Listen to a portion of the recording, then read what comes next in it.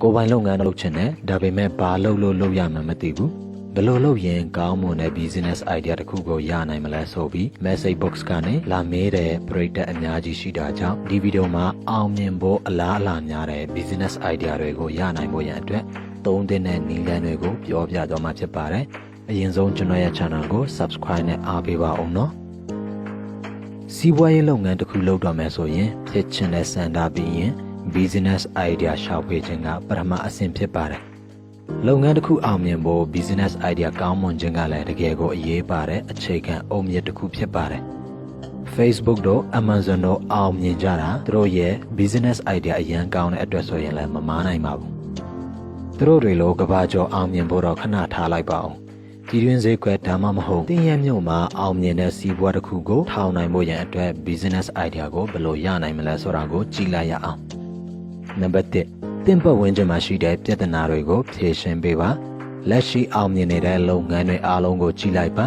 ပတ်ဝန်းကျင်မှာရှိတဲ့လူတွေရဲ့ပြဿနာတွေကိုဖြေရှင်းပေးနိုင်တဲ့လုပ်ငန်းတွေဖြစ်ပါလိမ့်မယ်ဥပမာပြောရမယ်ဆိုရင်လူတွေအရင်တုန်းကဇက်ကားကောင်းတွေကိုကြည့်ဖို့ DVD ခွေဝယ်ရတယ်ဒါမှမဟုတ်ခွေအငားဆိုင်ကိုတွားပြီးငားကြရတယ်အဲ့လိုလုပ်ရတာကြောင့်ငွေပိုကုန်တယ်လို့အချိန်အများကြီးကုန်တဲ့ပြဿနာကိုရုပ်ရှင်ပရိသတ်တွေတွေ့ကြုံနေကြရပါတယ်အဲ့လိုပြဿနာတွေကိုကြုံနေတဲ့လူတွေအတွက် Netflix က online ကနေဝန်ဆောင်မှုပေးနိုင်လိုက်တာကြောင့်သုံးစွဲသူတွေအဆင်ပြေတယ်လို့သူတို့တွေရဲ့လုပ်ငန်းကလည်းကြီးထွားမှုမြန်ဆန်တဲ့လုပ်ငန်းတွေထဲပါဝင်လာပါတယ်အဲ့လိုပါပဲကျွန်တော်တို့ရက်ကွက်ကလူတွေကားနဲ့ဆိုင်ကယ်ရေးဆေးဖို့တခြားရက်ကွက်အဝေးကြီးကိုတွားရတာကြောင့်ဆိုင်ကယ်ရေးသွက်ဆေးဖို့ဆိုရင်အချိန်တစ်နာရီလောက်လိုအပ်ပါတယ်အဲ့ဒီအချိန်မှာရက်ကွက်ထဲကလူငယ်တစ်ယောက်ကကားတို့ဆိုင်ကယ်တို့ရေးဆေးစီလိုက်တစ်ခုကိုအရင်နဲ့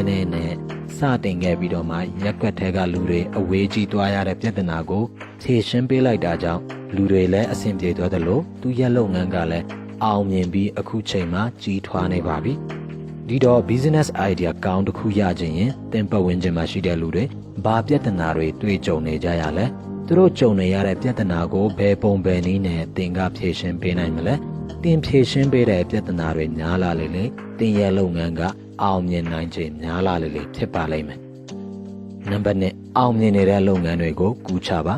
There is nothing new under the sun King Solomon နေရောင်အောက်မှာရှိသမျှအရာအလုံးအသစ်ဆိုတာမရှိပါဘူးဟုတ်ပါတယ်စီးပွားရေးလုပ်ငန်းအသစ်တစ်ခုမှလည်းသူတို့ copy လုပ်ထားတဲ့စီးပွားရေးလုပ်ငန်းတွေရှိပါတယ်ယဉ်ကျေးအောင်ပြောရမယ်ဆိုရင်တော့ inspiration ယူတာပေါ့နော်ကျွန်တော်တို့နိုင်ငံအဆင့်မပြောနဲ့ကဘာကျော် brand တွေတောင်တစ်ခုနဲ့တစ်ခုကူးချနေကြပါတယ်ထင်ရှားတဲ့ဥပမာကိုပြရမယ်ဆိုရင်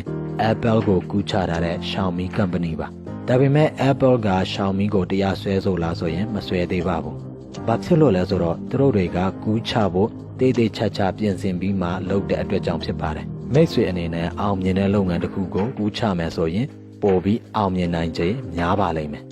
ဒါပေမဲ့တရားဥပဒေရဲ့တက်ရောက်မှုကိုလည်းလေ့လာထားဖို့တော့လိုပါလိမ့်မယ်နံပါတ်3ခရီးထွက်ပါ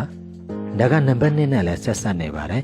ခရီးထွက်ပါဆိုတဲ့နေရာမှာခရီးထွက်ပြီးအိတ်လိုက်စားလိုက် Facebook ပေါ်ကြွားလိုက်လုပ်ဖို့ပြောတာမဟုတ်ပါဘူးတချို့မြို့တွေမှာအရန်အောင်မြင်နေတဲ့ဝန်ဆောင်မှုတွေစီးပွားရေးလုပ်ငန်းတွေကိုလေ့လာဖို့ခရီးထွက်ဖို့ပြောချင်တာပါတင်းရမြို့မှာမရှိသေးတဲ့အခြားမြို့တွေမှာအောင်မြင်နေတဲ့စီးပွားရေးလုပ်ငန်းတွေကိုတင်းမြို့မှာလုပ်လိုက်မယ်ဆိုရင်အောင်မြင်နိုင်ခြင်းများပါတယ်မြန်မာနိုင်ငံမှာအောင်မြင်နေတဲ့တချို့တော်လုပ်ငန်းတွေနဲ့တချို့တော်ပုဂ္ဂိုလ်တွေကလည်းနိုင်ငံခြားမှာအောင်မြင်နေတဲ့သူတွေရဲ့ပုံစံကိုကူးချထားတာများပါတယ်ဒါပေမဲ့သူများနိုင်ငံသူများမြို့မှာအောင်မြင်နေပေမဲ့ကိုယ်နိုင်ငံကိုမြို့မှာအောင်မြင်နိုင်မယ်လို့ဘယ်သူမှအာမမခံနိုင်ပါဘူး